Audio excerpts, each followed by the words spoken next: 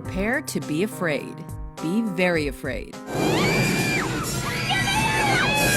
Welcome to WatchMojo.com, and today we're counting down our picks for the top 10 horror movies of the 1980s.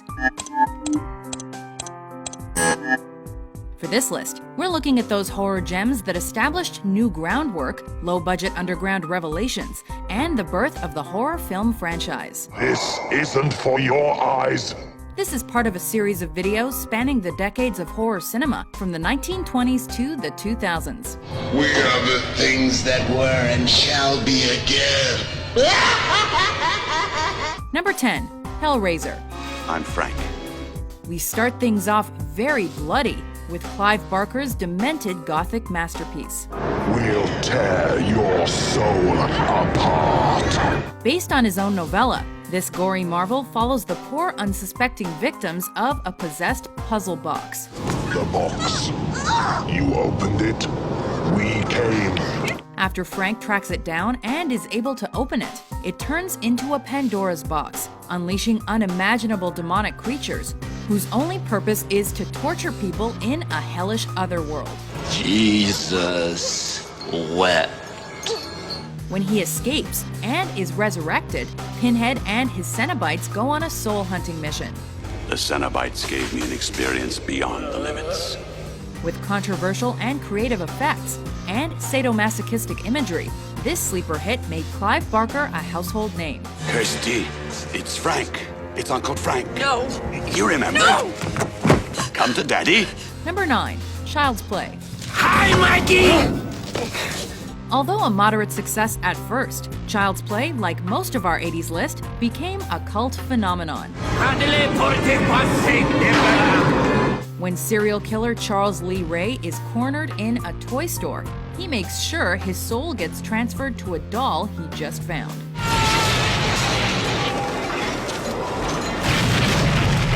The possessed doll soon finds itself in the hands of young Andy Barclay. The rest of the mayhem writes itself. Wow, he's something, isn't he? But the creativity behind making Chucky come to life and not keeping him in the shadows the whole time makes this Fright Fest stand out. You mean I have to live out the rest of my life in this body? No fucking way! Chucky is menacing but entertaining and all out frightening. Hello, Andy. Number 8, Poltergeist. This Academy Award-nominated blockbuster has a slight taste of golden oldies drive-in funhouse thrill ride to it. But once it gets going, its simple haunted house story grabs you and doesn't let go. Monster under your bed? In your closet? In your TV? Evil clowns? Dead bodies in your pool? It's got it all and leaves no stone or grave unturned.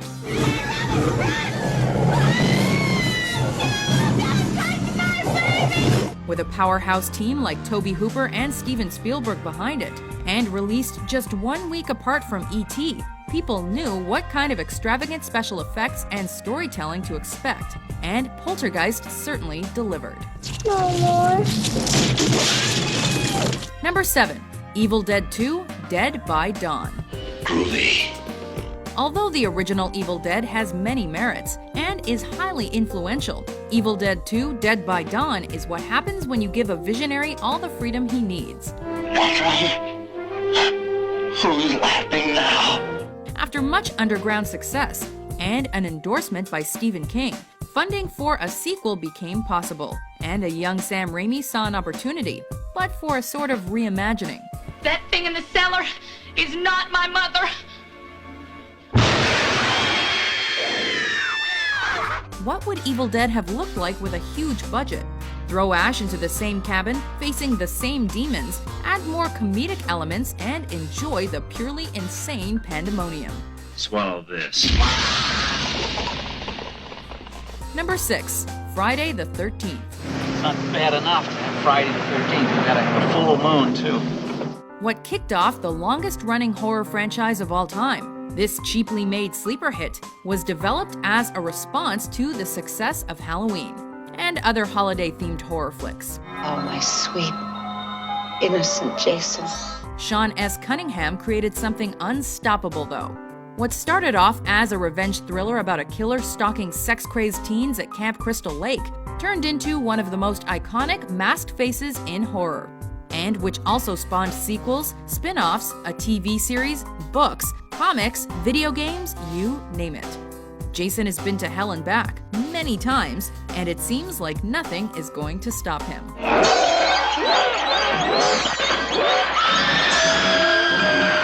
Number 5. An American Werewolf in London. Did you hear that? I heard that. Comedy genius John Landis shocked everyone with his 1981 horror comedy, mostly with how easily he scared everyone. I will not be threatened by a walking meatloaf. The story follows 2 young American backpackers in England who get attacked by a werewolf. You gonna help me up or what? Although only one of them survives, he is plagued by his dead friend's ghost, warning him of the impending full moon. What follows is an Oscar-winning transformation that will never be forgotten.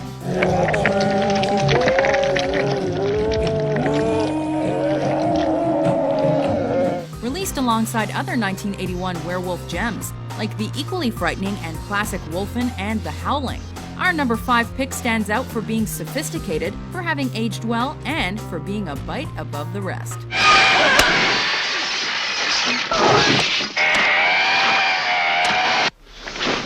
Holy shit. Number 4. The Fly. A fly. Body horror master David Cronenberg is best known for bringing the chills without using conventional methods, like ghosts, demons, and monsters, as evidenced in the brilliant Videodrome and Dead Ringers. But in 1986, he took a step back and aimed his disturbed mind at a very classic monster, and we will forever thank him for it.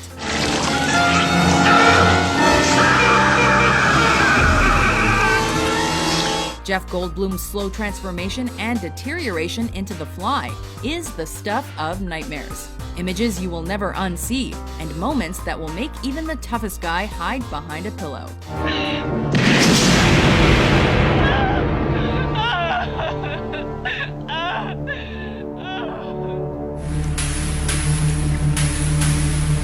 Number 3. A Nightmare on Elm Street.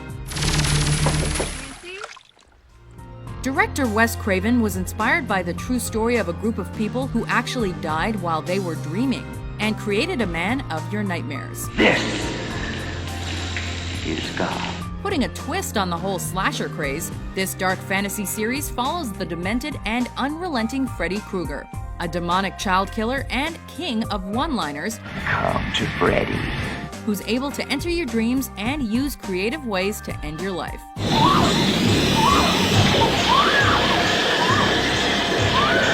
Something as innocent as a nap can mean death for the kids of Elm Street, try as they might to stay awake. Freddy's coming for you.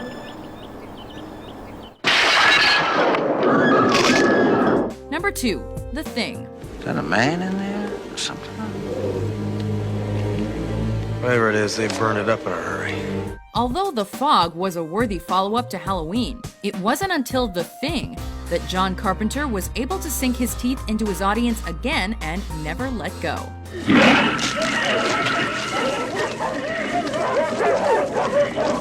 More of a very twisted reimagining of the novella and less of a remake of the 1951 classic. We follow Kurt Russell and his team of researchers in a tiny Antarctic station as they're being torn apart by an unseen parasitic alien life form. Clear! Clear.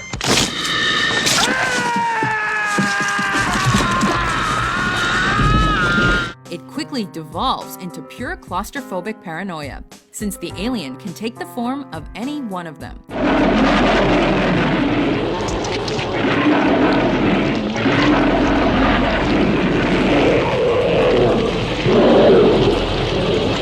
Before we bleed into our top pick, here are a few honorable mentions.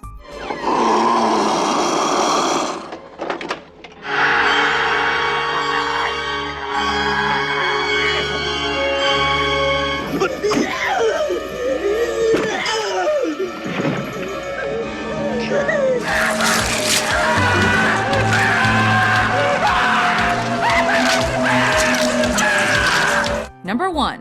The Shining. Wendy, I'm home.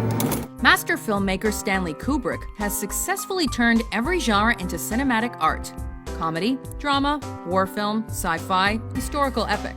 They had to resort to cannibalism in order to stay alive.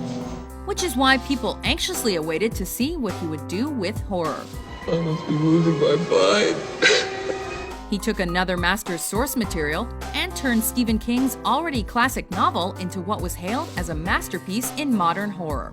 You didn't let me finish my sentence. I said, I'm not gonna hurt you. I'm just gonna bash your brains.